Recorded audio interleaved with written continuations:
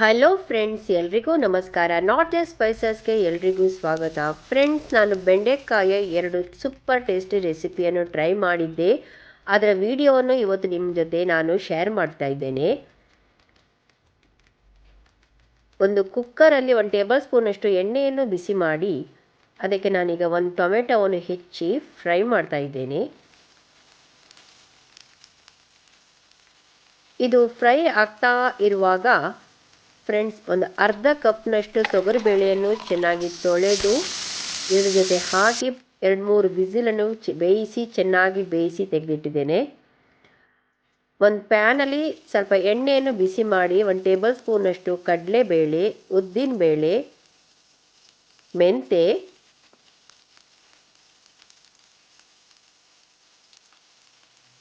ಜೀರಿಗೆ, ಕೊತ್ತಂಬರಿ ಬೀಜ, ಕರಿಮೆಣಸು, ಕರಿಬೇವು, ಒಣಮೆಣಸು ನಿಮ್ಮ ಖಾರಕ್ಕನುಸಾರವಾಗಿ ಹಾಕ್ಕೊಳ್ಳಿ, ಹುಳಿ ಹಾಗೂ ಇಂಗು.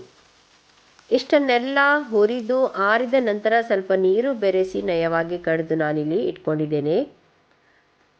ತೊಗರಿಬೇಳೆ, ಟೊಮೆಟೊ ಚೆನ್ನಾಗಿ ಬೆಂದಿದೆ. ಈಗ ಮಸಾಲೆ ಕೂಡ ಇದಕ್ಕೆ ಬೆರೆಸಿ ಸ್ವಲ್ಪ ಬೇಯಿಸುವ.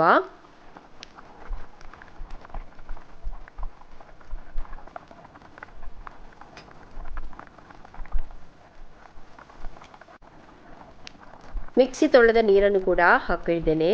ರುಚಿಗೆ ಬೇಕಾದಷ್ಟು ಉಪ್ಪು ಹಾಕ್ಕೊಳ್ಳುವ.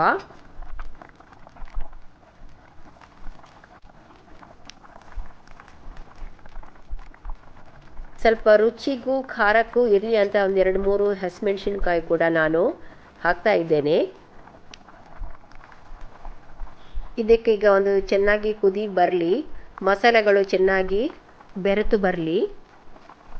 ಬೆಂಡೆಕಾಯನ್ನು ಅಷ್ಟರಲ್ಲಿ ನಾವೀಗ ಹೆಚ್ಚಿ ಇಡುವ. ನಮಗೆ ಎಷ್ಟು ಬೇಕೋ ಅಷ್ಟು ಬೆಂಡೆಕಾಯನ್ನು ಹೆಚ್ಚಿ ನಾನು ಇಟ್ಕೊಂಡಿದ್ದೇನೆ.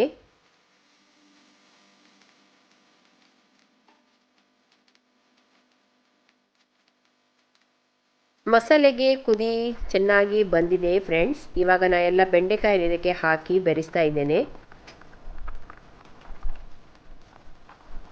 ಬೆಂಡೆಕಾಯಿ ಹಾಕಿದ ನಂತರ ಹೈ ಫ್ಲೇಮಲ್ಲಿ ಒಂದು 5-10 ನಿಮಿಷ ಇದನ್ನು ಬೇಯಿಸುವ.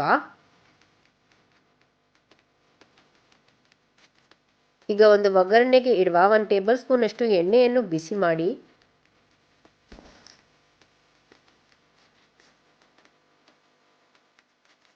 ಸಾಸಿವೆ ಹಾಗೂ ಕರಿಬೇವು ಒಗ್ಗರಣೆ ಕೊಟ್ಟರೆ ನಮ್ಮ ಬೆಂಡೆಕಾಯಿ ಸೂಪರ್ ಟೇಸ್ಟಿ ಸಾಂಬಾರ್ ರೆಡಿಯಾಗಿದೆ ಫ್ರೆಂಡ್ಸ್. ನೀವು ಕೂಡ ಇದನ್ನು ಮನೆಯಲ್ಲೊಮ್ಮೆ ಟ್ರೈ ಮಾಡಿ ಹೇಗೆ ಆಗಿದೆ ಎಂಬುದು ಕಮೆಂಟ್ ಮಾಡಲು ಮಾತ್ರ ಮರೆಯದಿರಿ ಫ್ರೆಂಡ್ಸ್. ಇವಾಗ ಬೆಂಡೆಕಾಯಿಯ ಇನ್ನೊಂದು ರೆಸಿಪಿಯನ್ನು ನಾನು ನಿಮ್ಮ ಜೊತೆ ಶೇರ್ ಮಾಡ್ತಾ ಇದ್ದೇನೆ. ಮೊದಲಿಗೆ 1 ಟೇಬಲ್ ಸ್ಪೂನಷ್ಟು ಎಣ್ಣೆಯನ್ನು ಬಿಸಿ ಮಾಡಿ ಅದಕ್ಕೆ ಸಾಸಿವೆ, ಜೀರಿಗೆ,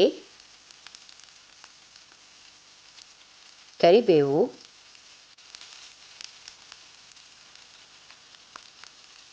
ಹಾಗೂ ಹೆಚ್ಚಿದ ಬೆಂಡೆಕಾಯನ್ನು ಹಾಕಿ ಚೆನ್ನಾಗಿ ರೋಸ್ಟ್ ಮಾಡಿಕೊಳ್ಳುವ.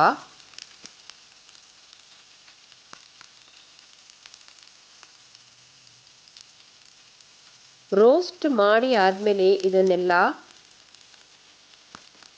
ಒಂದು ಪ್ಲೇಟಲ್ಲಿ ವರ್ಗಾವಣೆ ಮಾಡಿ ಇಟ್ಕೊಳ್ಳುವ. ಫ್ರೆಂಡ್ಸ್, ಒಂದು ಮಸಾಲೆ ಮಾಡುವ. ಮಸಾಲೆಗೆ ಒಂದು ಈರುಳ್ಳಿ, ಒಂದು ಚಿಕ್ಕ ಈರುಳ್ಳಿಯನ್ನು ತಗೊಂಡಿದ್ದೇನೆ, ಒಂದು 3-4 ಎಸಳಿನಷ್ಟು ಬೆಳ್ಳುಳ್ಳಿ, ಒಂದು ಹಸಿಮೆಣಸಿನ್ಕಾಯಿ, ಒಂದು ಮುಷ್ಟಿಯಷ್ಟು ತುರಿ, ಸ್ವಲ್ಪ ಜೀರಿಗೆ, ಇಷ್ಟನ್ನು ಹಾಕಿ ಒಂದು ಮಸಾಲೆಯನ್ನು ಕಡಿದಿಟ್ಟಿದ್ದೇನೆ. ಸ್ವಲ್ಪ ನೀರು ಹಾಕಿ ಗ್ರೈಂಡ್ ಮಾಡಿದ್ದೇನೆ. ಈಗ ಇದನ್ನು ಸ್ವಲ್ಪ ಬೇಯಿಸುವ. ಆಗ ಫ್ರೈ ಮಾಡಿದ ಪ್ಯಾನಲ್ಲಿ ನಾನು ಇದನ್ನು ಹಾಕಿ ಬೇಯಿಸ್ತಾ ಇದ್ದೇನೆ. ಮಿಕ್ಸಿ ತೊಳೆದ ನೀರನ್ನು ಕೂಡ ಹಾಕ್ಕೊಳ್ಳುವ.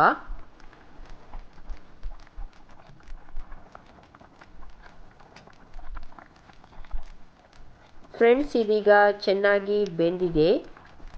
ಇವಾಗ ಅದೀಗ ಫ್ರೈ ಮಾಡಿಟ್ಟ ನಾವು ಬೆಂಡೆಕಾಯಿ ಮತ್ತು ಎಲ್ಲ ಬಾಕಿ ಸ್ಪೈಸಸನ್ನು ಕೂಡ ಈಗ ನಾನು ಇದಕ್ಕೆ ಮಿಕ್ಸ್ ಮಾಡ್ತಾ ಇದ್ದೇನೆ. ಒಂದೆರಡು ನಿಮಿಷ ಬೇಯಿಸಿ ಆದಮೇಲೆ ಸ್ಟವ್ ಆಫ್ ಮಾಡಬೇಕು. ಇವಾಗ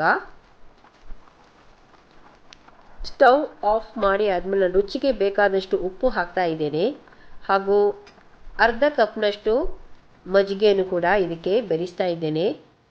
ಫ್ರೆಂಡ್ಸ್, ನನಗೊಂದು ತುಂಬ ಟೇಸ್ಟಿ ರೆಸಿಪಿ ಇದು ಎನಿಸಿತು. ನಿಮಗೆ ಹೇಗೆ ಎನಿಸಿತು ಎಂಬುದಾಗಿ ನನಗೆ ಕಮೆಂಟ್ ಮಾಡಿ ತಿಳಿಸಿ. ಇನ್ನು ಹೆಚ್ಚು ಹೊಸ ರೆಸಿಪಿಗೋಸ್ಕರ ನಾಟ್ ಜಸ್ಟ್ ಸ್ಪೈಸಸನ್ನು ಸಬ್ಸ್ಕ್ರೈಬ್ ಮಾಡಿ ಹಾಗೂ ನನ್ನ ರೆಸಿಪೀಸನ್ನು ಶೇರ್ ಮಾಡಲು ಮಾತ್ರ ಮರೆಯದಿರಿ.